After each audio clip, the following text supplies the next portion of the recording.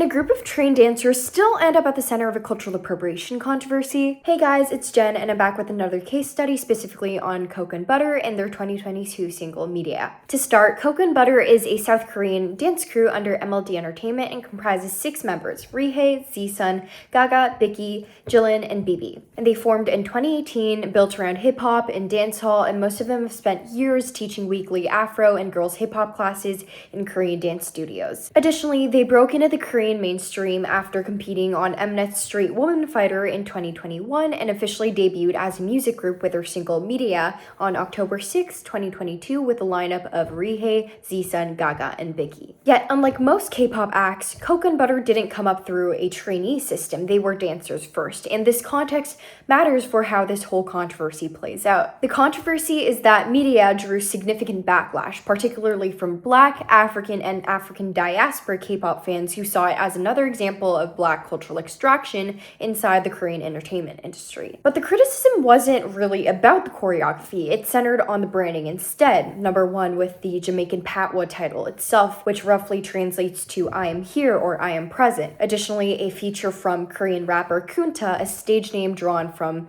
Kunta, K-U-N-T-A, a name with African linguistic roots, and according to Ancestry, quote, contains origins in the Mandinka language and culture of West Africa among ethnic groups in countries such as Senegal, Gambia, and Mali. It translates to be strong or to be brave, reflecting cultural values that emphasize strength in character and spirit. Moreover, they employ reggaeton rooted in Jamaican dancehall, AAVE slang in the lyrics, and additionally, visuals featuring box braids and Senegalese twists on non-Black members. And here's where this case gets a bit more complicated than smart or shh. The choreography itself, girls hip-hop, dancehall, twerking, Zanku from Nigeria, is genuinely difficult to call exploitative, in that CocaNButter's members are trained dancers and working instructors specifically in girls hip-hop but also Afro dances. The movement stays technically and stylistically intact. It's not a diluted or misread version of the form. In this sense, just performing a movement like Zanku doesn't automatically equate to appropriation, especially when the people performing it have real training behind it and spent years on their craft. And this connects to something bigger about how legitimacy works in dance specifically. Dance often goes beyond or escapes the usual appropriation framework because dance forms circulate beyond borders constantly, and many dancers built entire careers in genres that didn't originate in their own culture. Legitimacy in dance tends to come from training and sustained engagement with the form, not from ethnicity or lineage alone. And Korea has already established pedagogical networks for this, with Ivorian Beninese instructor Daniel Ahifan, for example, teaching Congolese ndabolo to Korean dancers directly. That's not borrowing, but a form of direct cultural exchange from teacher to student. So the dancing itself isn't really the issue, but the branding is. Titling the single in Jamaican patois and bringing on a collaborator with a stage name which he had the agency to intentionally choose, rooted in African linguistic heritage, might look like respect or a nod to Black culture, but neither choice on its own adds up to genuine engagement with the communities that built these art forms. Arguably, it reads more like a strategic use of Afro signifiers as aesthetic, chosen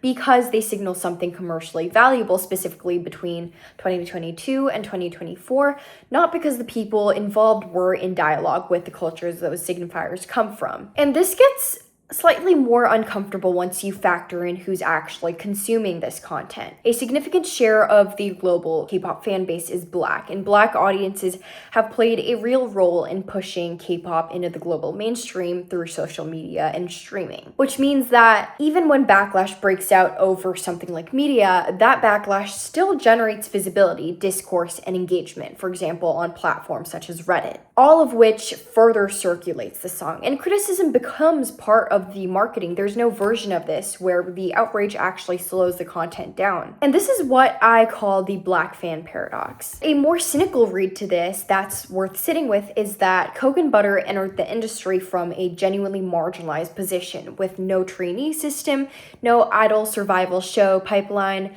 limited backing compared to major labels or star choreographers like Bada Lee, Lee Jung, or the Kwan twins. Dance dancers who try to cross over into idol status rarely get treated as real idols in the first place. And given that, provoking this exact controversy may have functioned as an alternative way into relevance in an industry that otherwise had little room for a group and label like CocaNButter and MLD. And so, in this regard, whether it was calculated or not, the backlash did what visibility campaigns are supposed to do. Building onto this, there's a bigger structural question sitting underneath all of this. When algorithms and global entertainment conglomerates are the ones actively pushing Afrocentric music, dance, and aesthetics into everyone's feed, does that change what appropriation even means? If a culture becomes the dominant global standard because media systems are built to amplify it, then international creators absorbing that standard aren't necessarily seeking it out. They're responding to what's already been placed in front of them. Calling that appropriation starts feeling less like describing a choice and more like describing exposure. And my 1 cent on that inquiry is that exposure and exploitation aren't the same thing. Anyone can be exposed to anything, but what matters is what they do with it and who benefits when they act on it. It's also worth remembering who actually controls the entire media landscape, with massive entertainment conglomerates, dominant tech platforms like Instagram, TikTok, state-backed media, and independent creators all shape what gets amplified, and they don't have equal power or equal incentives. And this is also where power comes back into the picture, in that Dr. Jimmy Pierre describes intersectionality as fundamentally about power, how identity markers combine to shape someone's position within what she calls a racialized distribution of economic, political, and cultural power. Whiteness itself functions as a structural advantage within that system, one that doesn't require individual racist intent to operate because it's embedded institutionally and structurally. And Pierre makes a point worth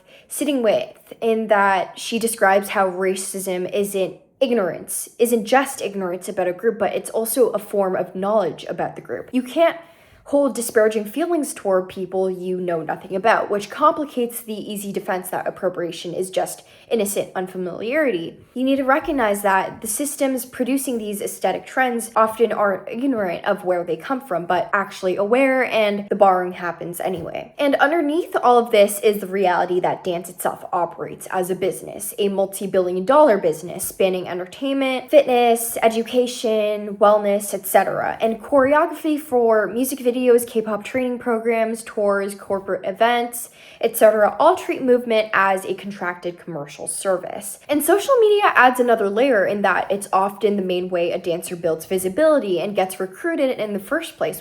Instagram is your digital business card. I need to look for talent quickly. My first place is to go to the gram. Which means that commodification isn't some outside force acting on dance, but it's actually ingrained into how the industry already works for everyone in it, not just the people freely borrowing from Black and African forms. And this is the dilemma I was talking about in my first episode. Given my background as a Korean dancer, media actually pushed me to really sit and genuinely consider the strongest counter-arguments to everything I've been building towards in this series, not to dismiss them, but because I think a fair analysis has to engage with them directly, and also to answer some of you guys' counter-arguments in the comment section. And I'd say one common argument or pushback is that cultural appropriation as a framework puts too much weight on intent and not enough on the impossibility of judging it fairly. If someone wears something like a monk's robe to a club because they genuinely find it beautiful,